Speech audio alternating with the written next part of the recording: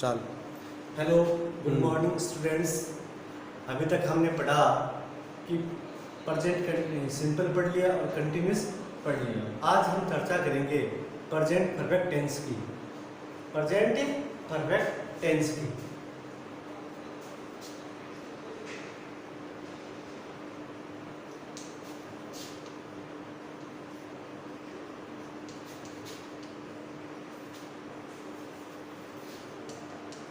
Present perfect tense सबसे पहले हम हिंदी का इंग्लिश में ट्रांसलेट करना सीखेंगे। इसके लिए हमें हिंदी के वाक्यों की पहचान की आवश्यकता होती है। अब तो पहचान, सबसे पहले पहचान देखो।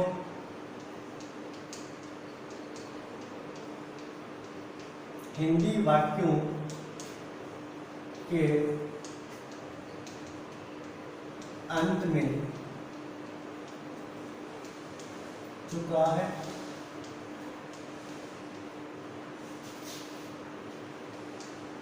चुकी है, चुके हैं,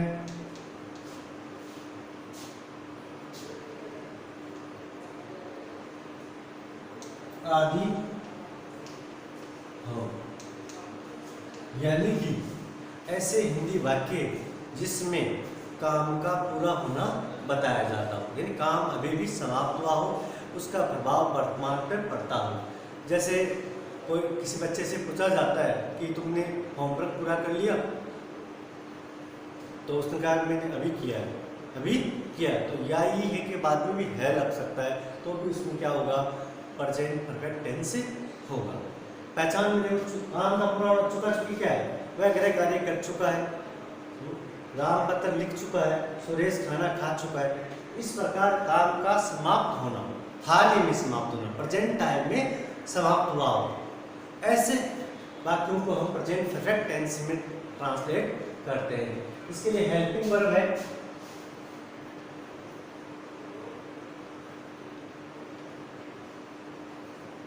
हेल्पिंग वर्ब है हैज और हैव। हैज और हैव दो हेल्पिंग वर्ब है।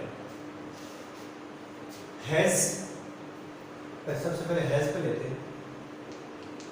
Has is used with singular subject, singular subject, यानी हैज का प्रयोग सिंगुलर सब्जेक्ट के साथ होता है। हैज की लास्ट स्पेलिंग एस है। एस सिंगुलर की फर्स्ट लेटर क्या होता है, एस होता है, तो एस के साथ एस, यानी सिंगुलर सब्जेक्ट के साथ हैज का प्रयोग होगा। उसके बाद में सिंगुलर सब्जेक्ट का पता नहीं है तो लिख लो सिंगुलर सब्जेक्ट।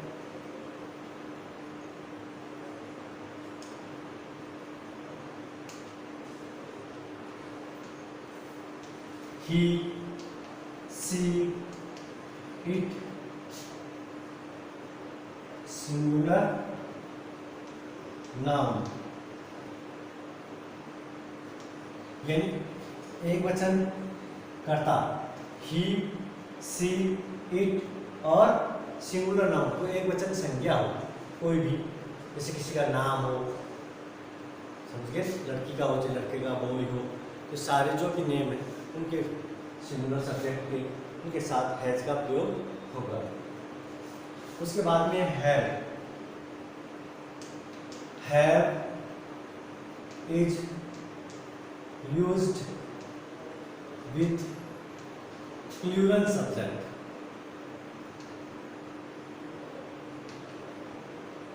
यानी हैव का प्रयोग प्लूरल सब्जेक्ट के साथ होगा, यानी बहुवचन कर्ता के साथ होगा। बहुवचन कर्ता है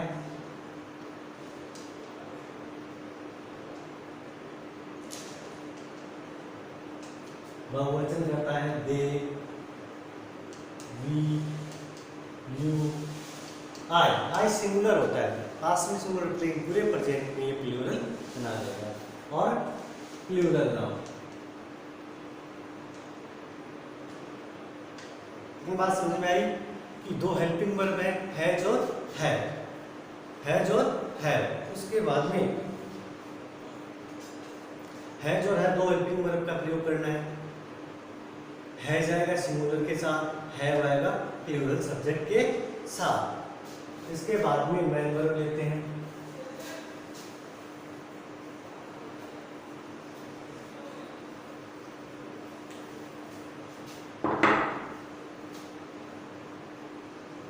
मेन वर्ब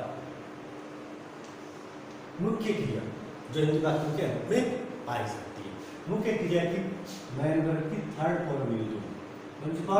थर्ड फॉर्म जैसे गो, वेंट, गॉन, तो गो यूज करना है। अब आता आपकी जो ट्रांसलेट के सेंटेंस है। पहले सबसे पहले लेते हैं affirmative sentence.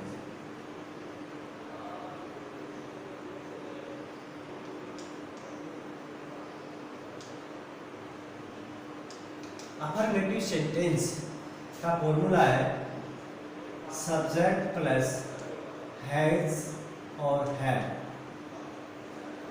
Plus V3 plus O plus A।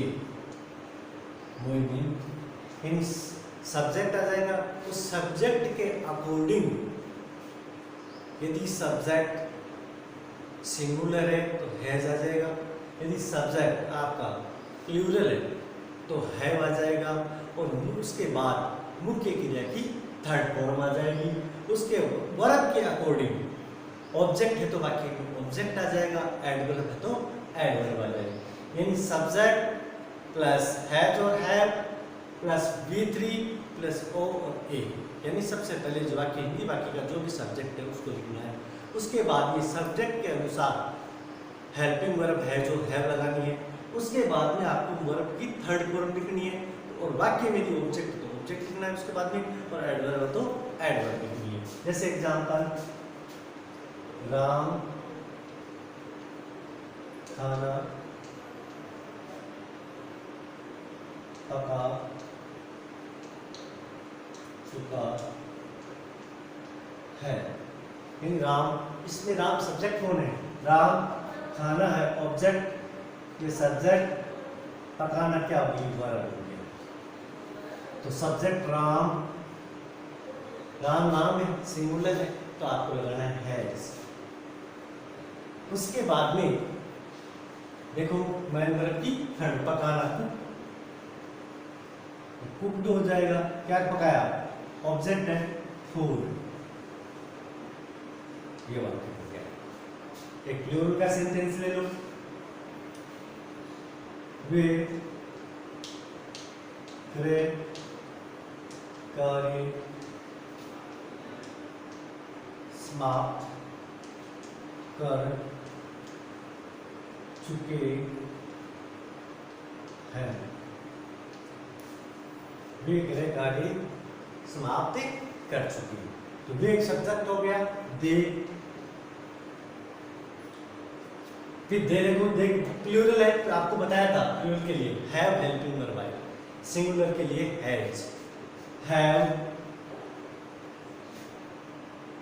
Finish, finish verb की थर्ड फॉर्म बनानी है। फिनिश माने समाप्त करना, फिनिश। क्या कर चुके हैं? Homework, homework. समझ में आया? दोनों सेंटेंस सिंगुलर, बस इतना देखना सब्जेक्ट देखो, सब्जेक्ट के अकॉर्डिंग हेल्पिंग वर्ब लगा दो, मेन वर्ब की थर्ड फॉर्म कर दो। कोई दिक्कत, कोई प्रकार की दिक्कत नहीं होगी। सब्जेक्ट देखते ही हेल्पिंग वर्ब लगा दो, मेन वर्ब की थर्ड फॉर्म कर दो, बाकी में ऑब्जेक्ट है तो ऑब्जेक्ट लगा दो, एडवर्ब है तो एडवर्ब लगा दो। उसके बाद लेते हैं नेगेटिव सेंटेंस।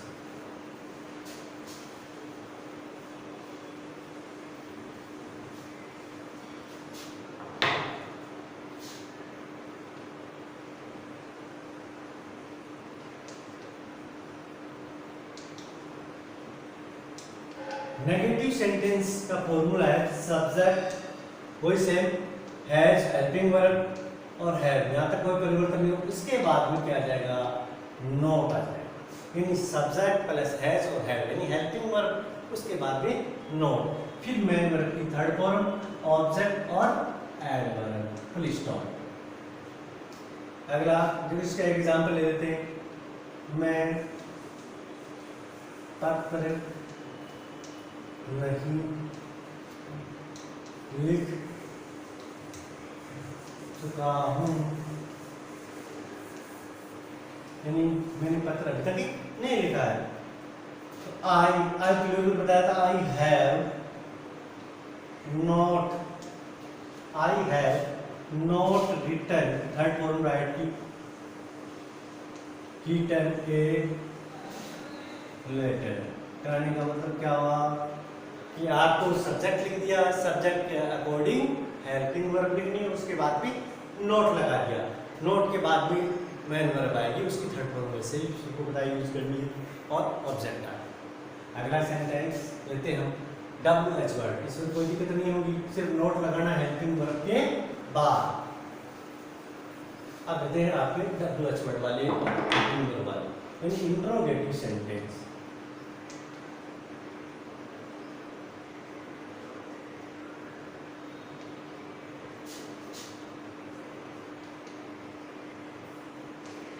इंट्रोगेटिव सेंटेंस तो दो प्रकार के होते हैं। पहले ले लो,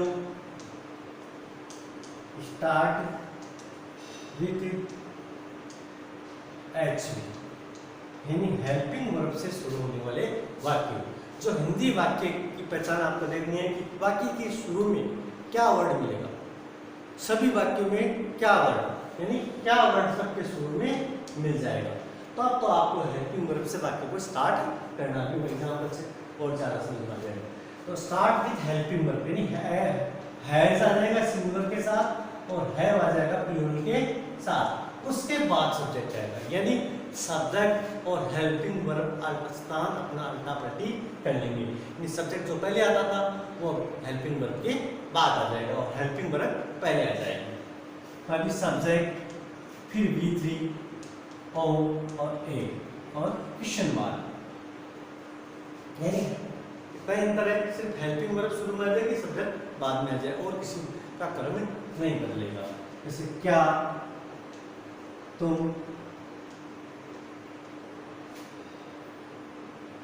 पुस्तकें,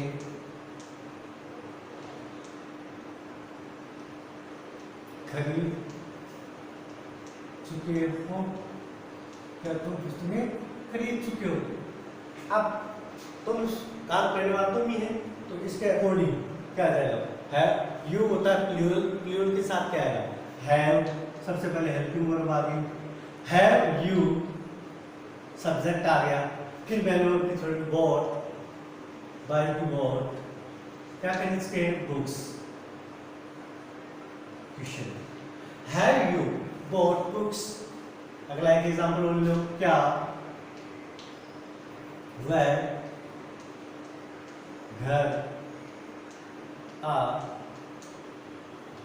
चुका है, क्या वह घर आ चुका, तो वह सिंगुलर है तो has, he, third form come, came, come, come to home, कोई दिक्कत नहीं है ना। हेल्पिंग वर्ब पहले आ जाएगी, सब्जेक्ट बाद आ जाए और कोई अंतर नहीं है। अब उसके बाद में ले लो WH वर्ड वाले,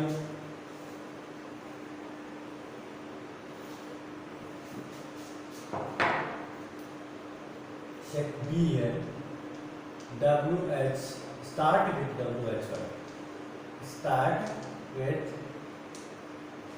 WH वर्ड,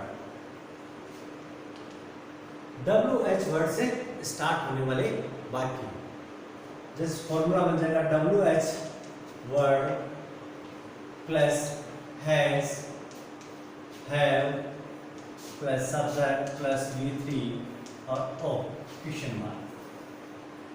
सबसे पहले क्या लगाना आपको, जैसा हिंदी वाक्य में WH वर्ड मिलेगा उसका बस सबसे पहले ट्रांसलेट करना है, फिर आपको सब्जेक्ट को देखना है कि सब्जेक्ट सिंगुलर है या प्लूरल है, उसके अकॉर्डिंग हेल्पिंग वर्ब का प्रयोग करना है, यानी हैज और हैव लगाना है, सिंगुलर के साथ हैज और प्लूरल के साथ कोई हैव, उसके बाद में सब्जेक्ट आ जाएगा, उसके बाद में वर्ब की थर्ड फॉर्म आ जाएगी, फिर ऑब्जेक्ट आ जाएगा और फिर क्वेश्चन मार्क।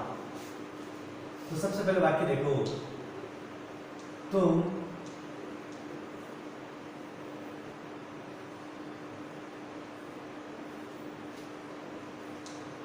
ग्रेट कार्य कब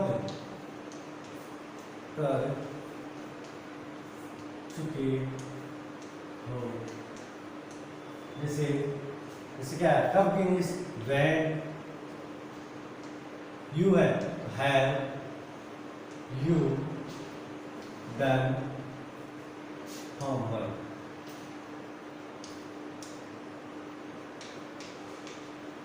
यानी WH वर्ड आ गया, उसके बाद में हेल्पिंग वर्ब आ गई, उसके बाद में सब्जेक्ट आ गया, फिर मेन वर्ब की थर्ड फॉर्म आ गई और ऑब्जेक्ट आ गया। अगला सेंटेंस, वह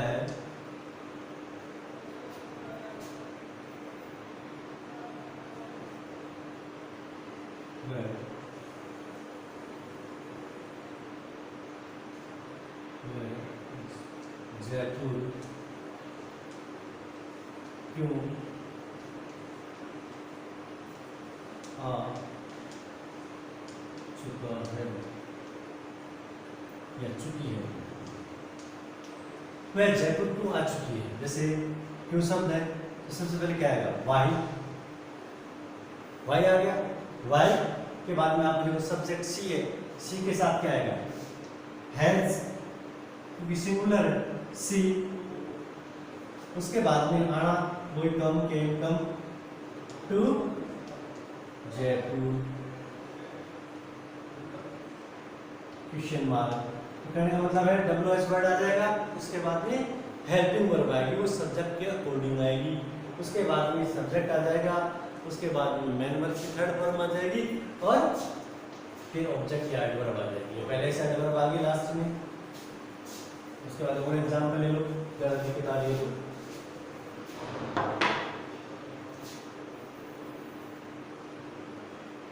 जैसे मोहन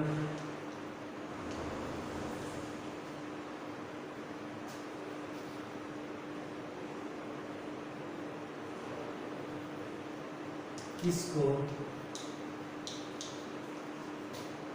अपना या अपनी पुस्तक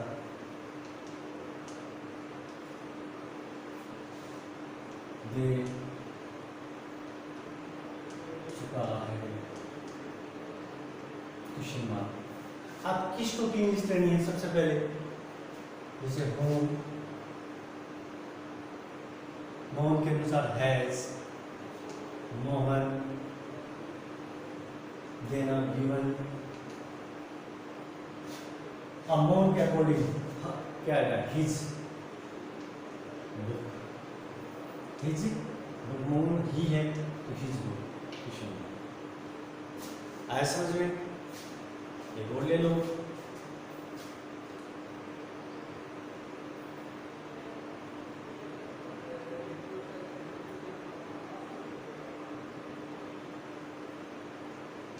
सुरेश कहाँ जा चुका है। जैसे कहीं वो जा रहा है तो दोस्तों में कहाँ तक पहुँच गया है, कहाँ तक जा चुका है। तो कहाँ वर्ड की इंग्लिश से लोग वे है, सुरेश है तो singular has, Suresh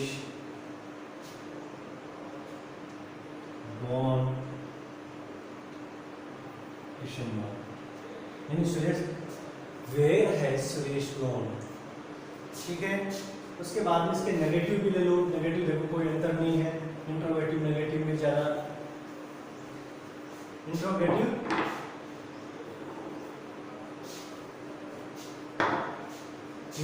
negative sentence.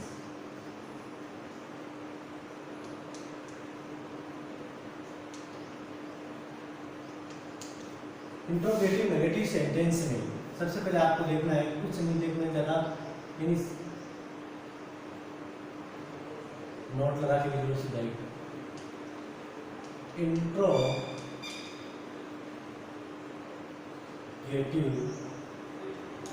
Sentence, interrogative negative sentence.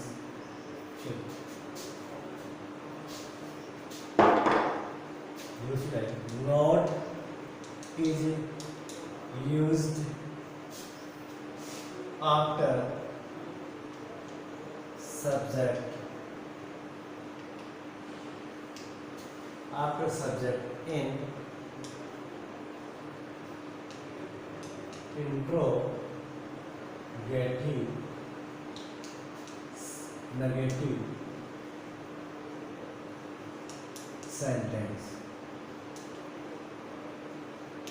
यानी कि नोट का प्रयोग इंट्रोगेटिव नेगेटिव आपने देख ली, दो प्रकार के हैं, एच वाले WH वर्ड वाले।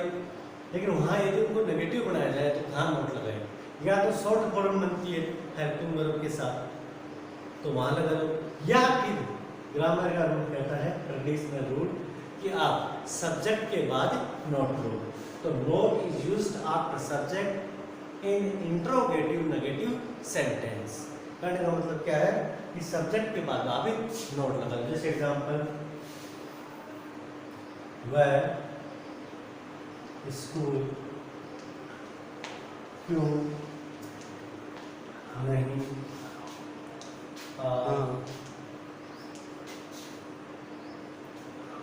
चुका है। मैं स्कूल क्यों नहीं आ चुका? तो देखो WH वर्ड देखो, वाई हैज ही। मैंने कहा था सब्जेक्ट के बाद नोट लगा दो, ये सब्जेक्ट है, आपका नोट आ गया। Why has he not come आ गया टू स्कूल। कोई अंतर नहीं है ना, कोई भी अंतर नहीं है, आपको सब्जेक्ट के बाद में नोट लगा देना है। अब इसका यूज देख लो, जो इंग्लिश टू इंग्लिश मैपिंग के लिए है, जो आपको करेक्ट फॉर्म ऑफ वर्ब के रूप में पूछा जाता है, उसके लिए आपको यूज बता देता हूँ। बेस्ट यूज है यूज, ये कंप्लीट पूरा टेंस कंप्लीटनेस ऑफ वर्क बताता है, यानी कार्य का पूरा होना बताता है। In present time, hall he in present time का मतलब अभी भी, और उसका इफेक्ट है वो वर्तमान पर पड़ता है। करने का मतलब ये, जैसे आपने रोटी समाप्त कर ली, मम्मी कुछ देकर खाना खा चुके हो, तुम रोटी खा चुके हो, जो नेक्स्ट मिल जाएगी आपका, उसका प्रभाव या तो आपका समाप्त हो गया तो आप उठ जाओगे। ठीक, करना मतलब वो ये, इसमें काम का समाप्त होना बताया जाता है। तो एक्सप्रेस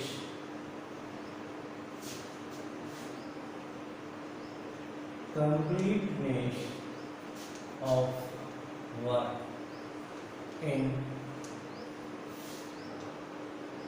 present time, यानी वर्तमान समय में काम का पूरा होना बचाया जाता है। और एडवर्ब्स हैं, इसकी नोट कर लो, एडवर्ब्स इसके साथ already, so far, up to now, ये इम्पोर्टेंट याद करनी है सबको सभी। जस्ट, yet,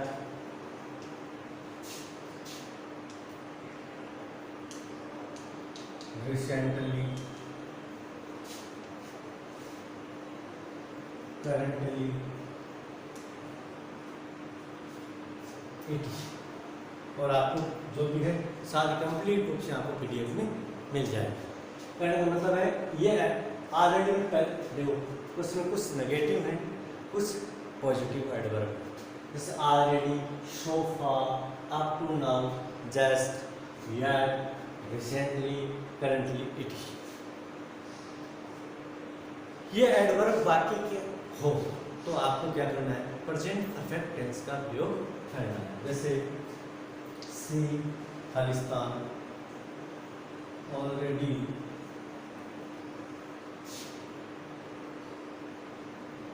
कंप्लीट,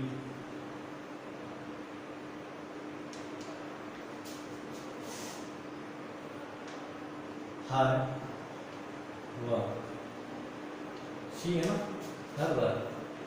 तो आपको दो ऑलरेडी वर्ड मिल गया वाक्य में, आपको ये देखना हो कि एडवर्ब कौन सी ऑलरेडी, काम को समाप्त होना पता चलती है, वही प्रेजेंट टाइम में। तो she has completed, she has completed पढ़ना। दूसरा एग्जांपल,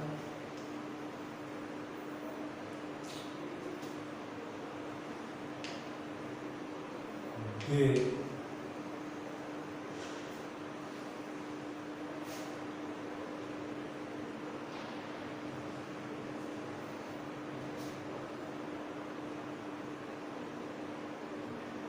by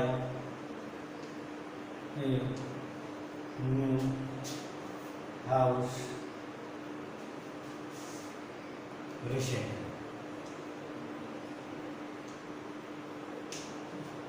तो क्या आ जाएगा, दे के साथ क्या आएगा, have bought, they have bought. Just अभी तक आपने पढ़ा ये एडवर्ब्स, इनका ध्यान रखना अच्छी तरह से और पीडीएफ में और मिल जाए। एक और है जिसे आप स्लोगन यूज कर सकते हो, जिसे बोलते समय, जैसे किसी की अंगुली कट गई है या कोई और काम हो गया आपके नज़रों के सामने, तब आपको उसमें भी प्रेजेंट परफेक्ट, उसमें एडवर्ब की कोई जरूरी नहीं है। तो आपने अभी तक पढ़ा इस एडवर्ब के बारे में, उनको ध्यान से याद करना ढंग से, और स्पोकन यूज भी हैं और यूज भी है जो रिटन लैंग्वेज भाषा में हो तब किया जाता है, लेकिन मोस्टली टेंस में परीक्षा में ये पूछे जाते हैं। जैसे इसका ध्यान रखना है, ये एडवर्ब याद करनी है अच्छे ढंग से, और यूज देखते हैं। देखो मैं एक बार बताता हूँ,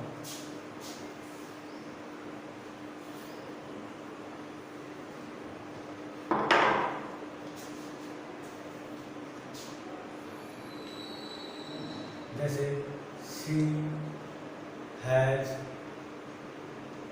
cut her finger। उसने अपनी अंगुली काट ली। आप अभी काटी है, कट की तीनों फॉर्म समान होती है, अभी काटी है। कहने का मतलब है अभी उसके खून बह रहा है आपकी नजरों के सामने, इसको कोई एडवर्ब की आवश्यकता नहीं है। हाँ, इसमें लगा दे जस्ट या आज, तब तो आपको पहले से पता है। इससे ये साबित होता है कि आप उसकी अंगुली अभी कटी है, खून बह रहा है या पट्टी बंधी हुई है, उसका प्रभाव अभी भी मौजूद है। ऐसे कार्यों के लिए भी यूज किया जाता है जो अभी समाप्त हो, उसका इफेक्ट प्रेजेंट में पड़ता हो। आपने आज पढ़ा प्रेजेंट परफेक्ट के बारे में कि पहचान देख ली, उसके बाद में उसके हेल्पिंग वर्ब के बारे में पढ़ लिया, वो जो हैज और मैन वर्ब के बारे में पढ़ लिया था थर्ड पॉइंट। तो टेंस में तीन चीज में, हेल्पिंग वर्ब को आपको ध्यान रखना है कि कौन सी टेंस की क्या है, तो इसकी हैज और हैव है। उसके बाद में मैन वर्ब देखनी है और उसके बाद उसके एडवर्ब्स का भी ध्यान रखना है, याद रखना है। थैंक यू, आज के लिए इतने। अब पीडीएफ में और चीज़ें आपको मिल जाएंगी और नेक्स्ट क्लास में आपको प्रेजेंट परफेक्ट कंटिन्यूअस टेंस के बारे में बताया जाएगा, पढ़ाया जाएगा। Thank you. चलो, हेलो, गुड मॉर्निंग स्टूडेंट्स। अभी तक हमने पढ़ा कि प्रेजेंट सिंपल पढ़ लिया और कंटिन्यूअस पढ़ लिया। आज हम चर्चा करेंगे प्रेजेंट परफेक्ट टेंस की, प्रेजेंट परफेक्ट टेंस की।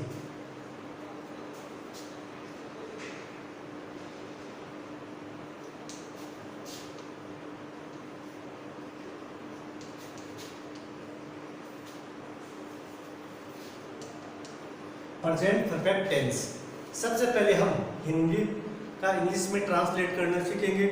इसके लिए हमें हिंदी के वाक्यों की पहचान की आवश्यकता होती है। अब तो पहचान, सबसे पहले पहचान देखो।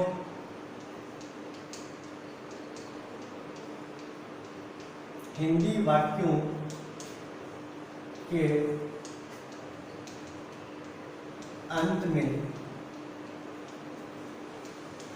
चुका है,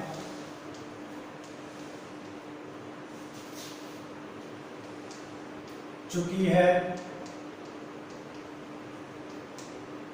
चुके हैं,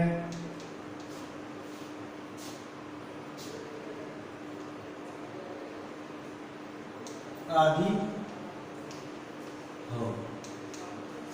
यानी कि ऐसे हिंदी वाक्य जिसमें काम का पूरा होना बताया जाता हो, यानी काम अभी भी समाप्त हुआ हो, उसका प्रभाव वर्तमान पर पड़ता हो। जैसे कोई किसी बच्चे से पूछा जाता है कि तुमने होमवर्क पूरा कर लिया,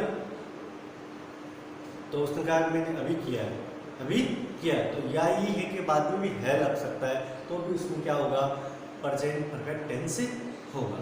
पहचान में आम पूरा चुका चुकी क्या है, वह गृह कार्य कर चुका है, राम पत्र लिख चुका है, सुरेश खाना खा चुका है।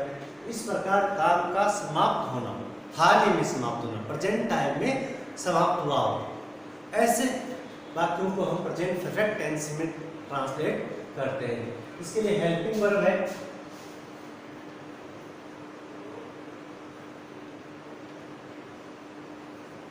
हेल्पिंग वर्ब है हैज और हैव, हैज और हैव, दो हेल्पिंग वर्ब है। हैज, सबसे पहले हैज पे लेते हैं। Has is used with singular subject, singular subject, यानी हैज का प्रयोग सिंगुलर सब्जेक्ट के साथ होता है। हैज की लास्ट स्पेलिंग एस है, एस सिंगुलर की फर्स्ट लेटर क्या होता है, एस होता है, तो एस के साथ एस, यानी सिंगुलर सब्जेक्ट के साथ हैज का प्रयोग होगा। उसके बाद में सिंगुलर सब्जेक्ट का पता नहीं है तो लिख लो सिंगुलर सब्जेक्ट,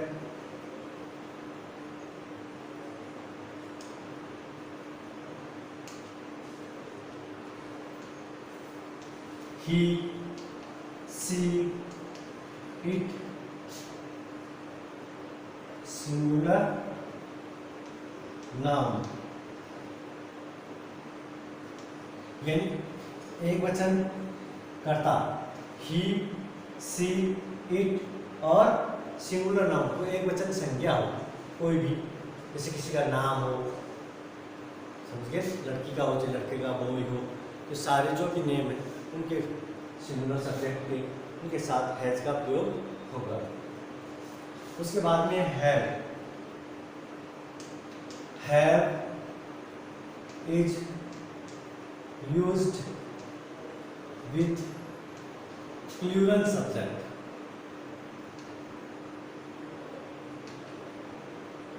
यानी हैव का प्रयोग प्लूरल सब्जेक्ट के साथ होगा, यानी बहुवचन कर्ता के साथ होगा। तो बहुवचन कर्ता है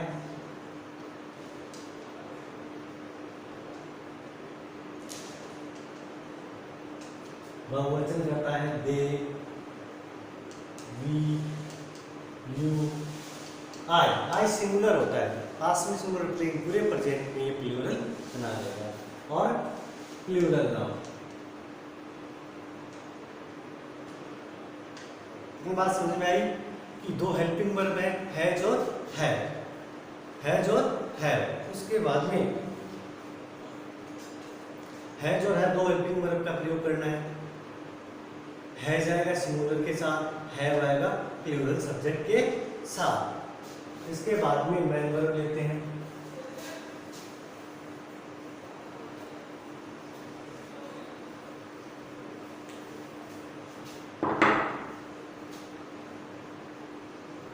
मेन वर्ब मुख्य क्रिया जो हिंदी वाक्य के रूप में पाई जाती है। मुख्य क्रिया की मेन वर्ब की थर्ड फॉर्म यूज होगी, थर्ड फॉर्म, जैसे गो, वेंट, गॉन, तो गोन यूज करना है।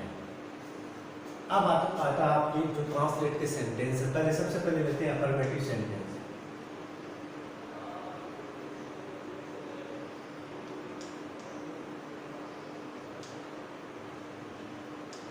अफर्मेटिव सेंटेंस का फॉर्मूला है सब्जेक्ट प्लस हैज और have plus V3 plus O plus A,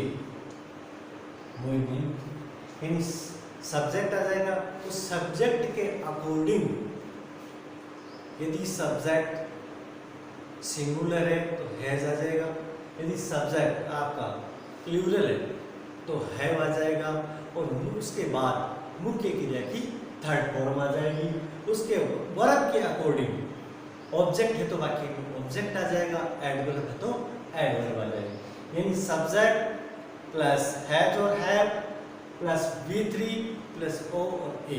यानी सबसे पहले जो वाक्य हिंदी वाक्य का जो भी सब्जेक्ट है उसको लिखना है, उसके बाद ये सब्जेक्ट के अनुसार हेल्पिंग वर्ब हैज और हैव लगानी है, उसके बाद में आपको वर्ब की थर्ड फॉर्म लिखनी है, और वाक्य में यदि ऑब्जेक्ट तो ऑब्जेक्ट लिखना है उसके बाद में, और एडवर्ब तो एडवर्ब लिखनी है। जैसे एग्जांपल, राम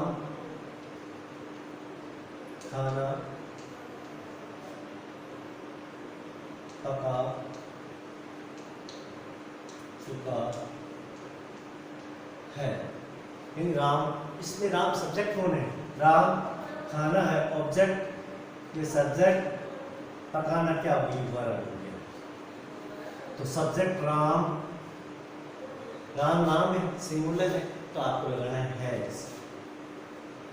उसके बाद में देखो मैन वर्ब की थर्ड, पकाना,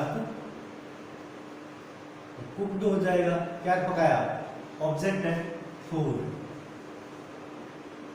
ये वाक्य हो गया। एक प्लूरल का सेंटेंस ले लो, वे कार्य समाप्त कर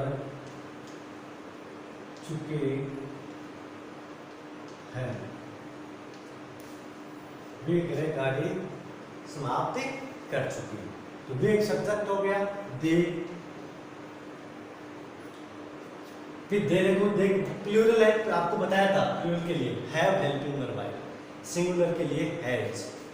हैव फिनिश, फिनिश वर्ब की थर्ड फॉर्म बनानी है, फिनिश माने समाप्त करना, फिनिश। क्या कर चुके हैं? Homework, homework. समझ में आया? दोनों सेंटेंस सिंगुलर, बस मैं देखना सब्जेक्ट देखो, सब्जेक्ट के अकॉर्डिंग हेल्पिंग वर्ब लगा दो, मैन वर्ब की थर्ड वर्ब कर दो, कोई दिक्कत, कोई प्रकार की दिक्कत नहीं होगी। सब्जेक्ट देखते ही हेल्पिंग वर्ब लगा दो, मैन वर्ब की थर्ड वर्ब कर दो, बाकी वो ऑब्जेक्ट है तो ऑब्जेक्ट लगा दो, एडवर्ब है तो एडवर्ब लगा दो। उसके बाद में लेते हैं नेगेटिव सेंटेंस।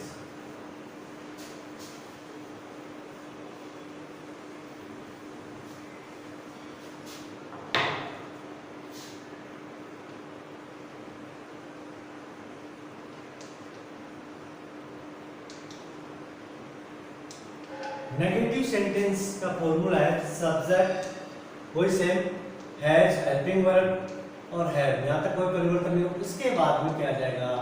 नॉट आ जाएगा। यानी सब्जेक्ट प्लस हैज और हैव, यानी हेल्पिंग वर्ब, उसके बाद में नॉट, फिर मेन वर्ब की थर्ड फॉर्म, ऑब्जेक्ट और एडवर्ब, फुल स्टॉप। अगला जो इसका एग्जांपल ले लेते हैं, मैं पत्र नहीं लिख चुका हूँ, यानी मैंने पत्र अभी तक नहीं लिखा है। तो आई प्लूरल बताया था, I have not written, third form write written a letter. करने का मतलब क्या हुआ कि आपको सब्जेक्ट लिख दिया, सब्जेक्ट के अकॉर्डिंग हेल्पिंग वर्ब लिखनी है, उसके बाद भी नोट लगा दिया, नोट के बाद भी मेन वर्ब आएगी, उसकी थर्ड फॉर्म में से उसको बताइए यूज करनी है, और ऑब्जेक्ट आएगा। अगला सेंटेंस लेते हैं हम, WH वर्ड, इसमें कोई दिक्कत नहीं होगी, सिर्फ नोट लगाना है हेल्पिंग वर्ब के बाद। अब कहते हैं आपके WH वर्ड वाले हेल्पिंग वर्ब वाले, यानी interrogative sentence.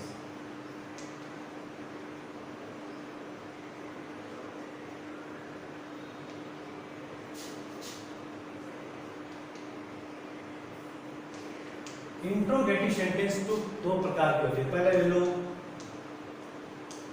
Start with HV, यानी हेल्पिंग वर्ब से शुरू होने वाले वाक्य। जो हिंदी वाक्य की पहचान आपको देखनी है कि वाक्य के शुरू में क्या वर्ड मिलेगा, सभी वाक्यों में क्या वर्ड, यानी क्या वर्ड सबके शुरू में मिल जाएगा। तो अब तो आपको हेल्पिंग वर्ब से वाक्य को स्टार्ट करना है। एग्जाम्पल से और ज़्यादा समझ में आ जाएगा। तो स्टार्ट विथ हेल्पिंग वर्ब, यानी हैज आ जाएगा सिंगुलर के साथ और हैव आ जाएगा प्लूरल के साथ, उसके बाद सब्जेक्ट आएगा, यानी सब्जेक्ट और हेल्पिंग वर्ब स्थान अपना उल्टा पलटी कर लेंगे, यानी सब्जेक्ट जो पहले आता था वो हेल्पिंग वर्ब के बाद आ जाएगा और हेल्पिंग वर्ब पहले आ जाएगा। अभी सब्जेक्ट, फिर V3 O और A और क्वेश्चन मार्क, यानी कई अंतर है, सिर्फ हेल्पिंग वर्ब शुरू में आ जाएगी, सब्जेक्ट बाद में आ जाए और किसी का क्रम नहीं बदलेगा। जैसे क्या, तुम,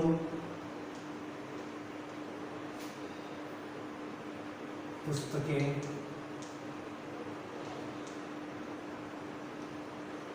खरीद चुके हो, क्या तुम पुस्तकें खरीद चुके हो।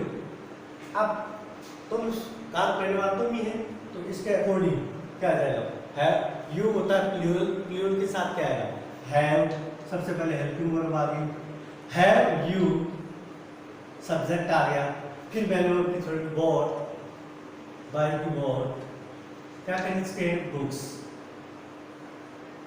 Question, have you bought books. अगला एक एग्जांपल बोल लो, क्या, वह घर आ चुका है, क्या वह घर आ चुका, तो वह सिंगुलर है तो has, he, third form come, came, come, come to home, कोई दिक्कत नहीं है ना। हेल्पिंग वर्ब पहले आ जाएगी, सब्जेक्ट बाद आ जाए और कोई अंतर नहीं है। अब उसके बाद में ले लो WH वर्ड वाले,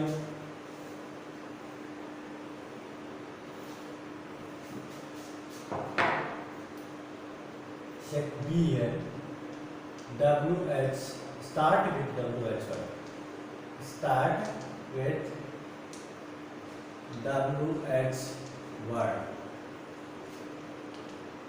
WH वर्ड से स्टार्ट होने वाले वाक्य, जैसे फॉर्मूला बन जाएगा WH word plus has, have plus subject plus V3 और O क्वेश्चन मार्क।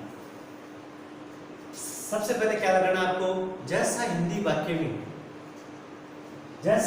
वाक्य में WH वर्ड मिलेगा उसका बस सबसे पहले ट्रांसलेट करना है, फिर आपको सब्जेक्ट को देखना है कि सब्जेक्ट सिंगुलर है या प्लूरल है, उसके अकॉर्डिंग हेल्पिंग वर्ब का प्रयोग करना है, यानी हैज और हैव लगाना है, सिंगुलर के साथ हैज और प्लूरल के साथ कोई हैव, उसके बाद में सब्जेक्ट आ जाएगा, उसके बाद में वर्ब की थर्ड फॉर्म आ जाएगी, फिर ऑब्जेक्ट आ जाएगा और फिर क्वेश्चन मार्क। तो सबसे पहले वाक्य देखो, तुम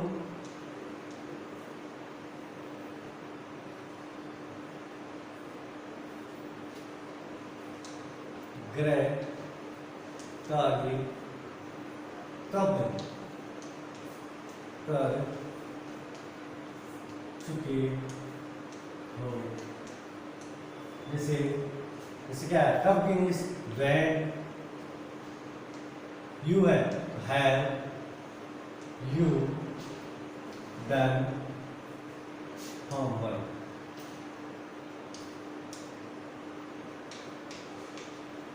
यानी WH वर्ड आ गया, उसके बाद में हेल्पिंग वर्ब आ गई, उसके बाद में सब्जेक्ट आ गया, फिर मेन वर्ब की थर्ड फॉर्म आ गई और ऑब्जेक्ट आ गया। अगला सेंटेंस, वह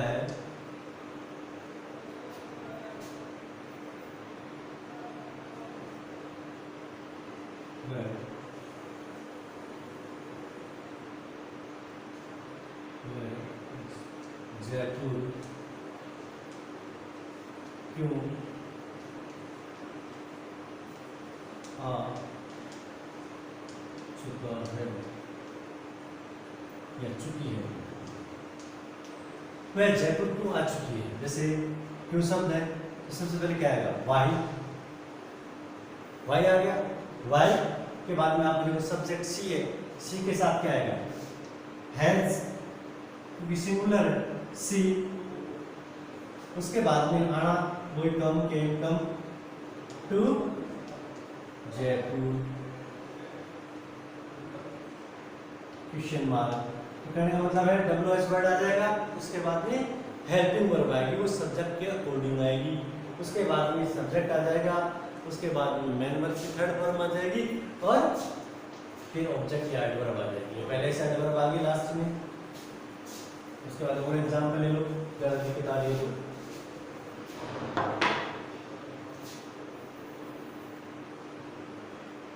जैसे मोहन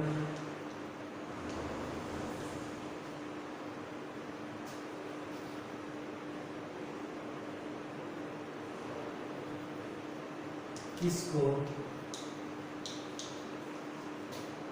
अपना या अपनी पुस्तक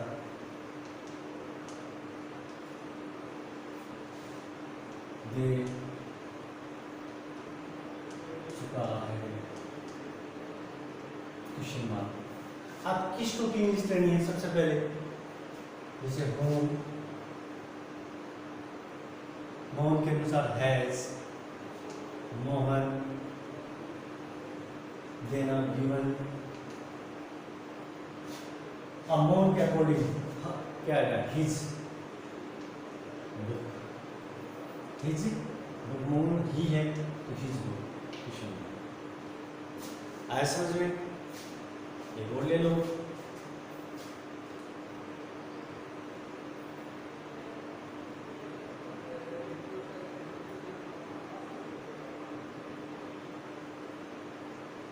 Suresh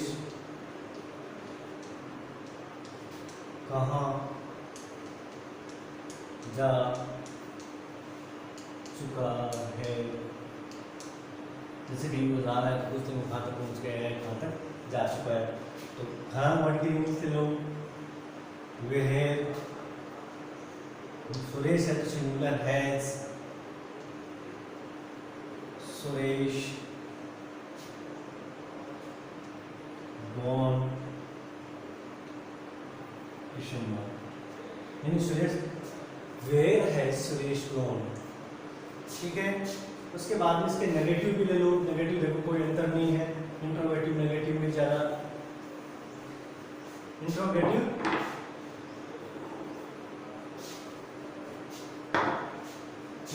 negative sentence.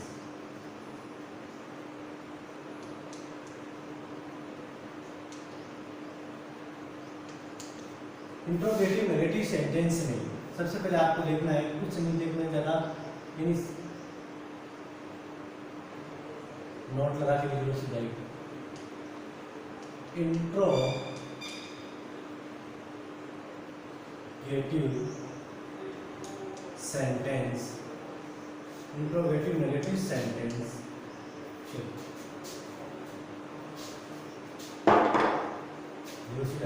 Not is used after subject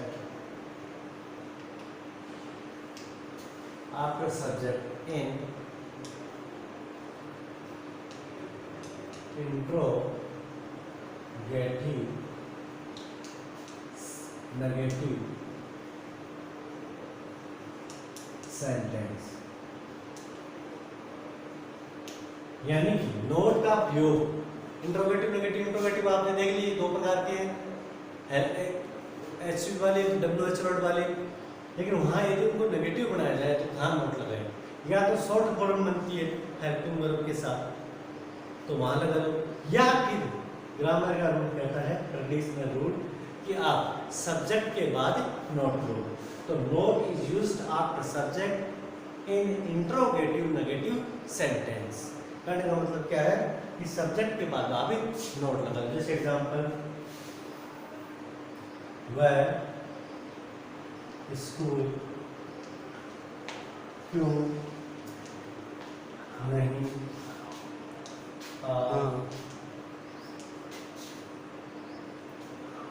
चुका है, मैं स्कूल क्यों नहीं आ चुका। तो देखो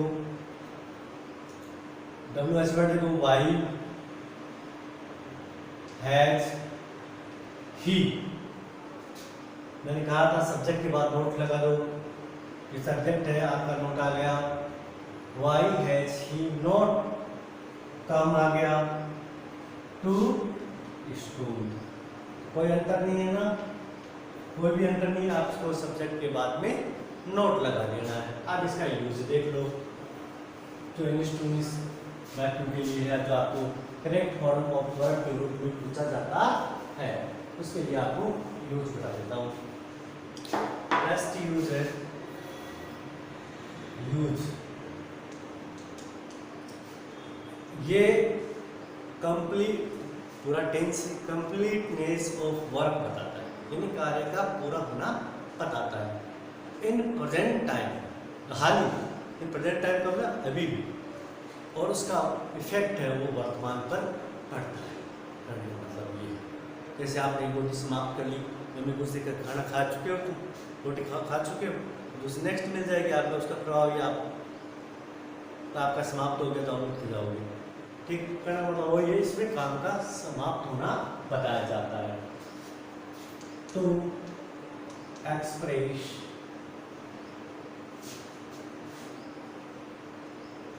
completeness of work in present time, यानी वर्तमान समय में काम का पूरा होना बचाया जाता है। और एडवर्ब सेंस की नोट कर लो, एडवर्ब्स इसके साथ already, so far, up to now, ये इम्पोर्टेंट याद करनी सबको, सभी, जस्ट, yet,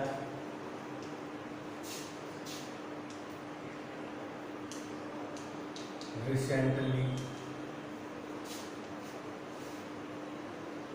currently, it, और आपको जो भी है सारी कंप्लीट बुक्स आपको पीडीएफ में मिल जाएगी। कहने का मतलब है ये है, ऑलरेडी में देखो उसमें कुछ नेगेटिव है, कुछ पॉजिटिव एडवर्ब है, जैसे already, so far, up to now, just, yet, recently, currently, it. ये एडवर्ब बाकी के हो तो आपको क्या करना है, प्रेजेंट परफेक्ट टेंस का प्रयोग करना है। जैसे सी खालिस्तान, ऑलरेडी,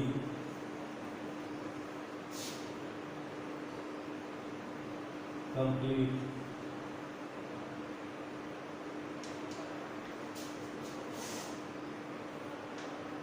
हर वर्क, सी है ना, her work.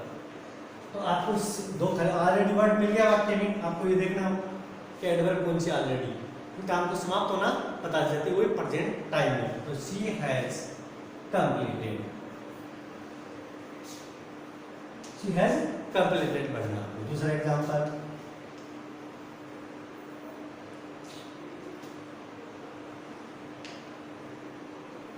They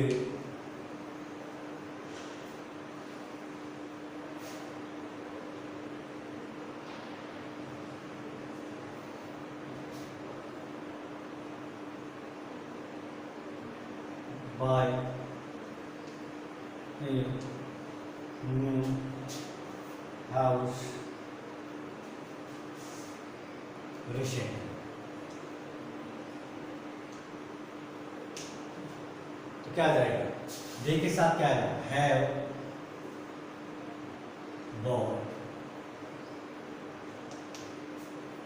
they have bought. Just अभी तक आपने पढ़ा है ये एडवर्ब्स, इनका ध्यान रखना अच्छी तरह से, और पीडीएफ में और मिल जाए। एक और है जिसे आप स्पोकन यूज कर सकते हो, जिसे बोलते समय, जैसे किसी की अंगुली कट गई है या कोई और काम हो गया आपके नज़रों के सामने, तब आपको उसमें भी प्रेजेंट परफेक्ट, उसमें एडवर्ब की कोई जरूरी नहीं है।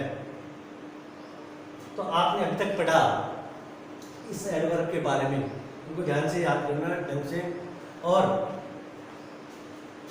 और स्पोकन यूज भी हैं और यूज भी है जो रिटन लैंग्वेज भाषा में हो तब किया जाता है, लेकिन मोस्टली टेंस में परीक्षा में ये पूछे जाते हैं। जैसे इसका ध्यान रखना है, ये एडवर्ब याद करनी अच्छे ढंग से। और यूज देखते हैं, देखो मैं एक बार बताता हूँ।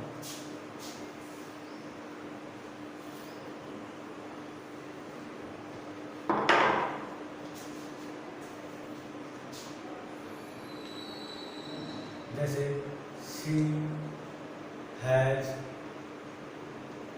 cut her finger, उसने अपनी उंगली काट ली। आप अभी अभी काटी है, कट की तीनों फॉर्म समान होती है, अभी काटी है। कहने का मतलब है अभी उसके खून बह रहा है आपकी नजरों के सामने, इसको कोई ऐड करने की आवश्यकता नहीं है। हाँ, इससे लगा दे जस्ट या तब तो आपको पहले से पता है। इससे ये साबित होता है कि आप तो उसकी अंगुली अभी कटी है, खून बह रहा है या पट्टी बंधी हुई है, उसका प्रभाव अभी भी मौजूद है। ऐसे कार्यों के लिए भी यूज किया जाता है जो अभी समाप्त हो, उसका इफेक्ट प्रेजेंट में पड़ता हो। आपने आज पढ़ा प्रेजेंट परफेक्ट के बारे में कि पहचान देख ली, उसके बाद में उसके हेल्पिंग वर्ब के बारे में पढ़ लिया हो, जो हैज और मैन वर्ब के बारे में पढ़ लिया था थर्ड को। तो टेंस में तीन चीज में हेल्पिंग वर्ब को आपको ध्यान रखना है कि कौन सी टेंस की क्या है। तो इसकी हैज और हैव है, उसके बाद में मैन वर्ब देखिए, और उसके बाद उसके एडवर्ब्स का भी ध्यान रखना है, याद रखना है। थैंक यू, आज के लिए इतने। अब PDF में और चीज़ें आपको मिल जाएंगी और नेक्स्ट क्लास में आपको प्रेजेंट परफेक्ट कंटिन्यूअस टेंस के बारे में बताया जाएगा, पढ़ाया जाएगा। Thank you.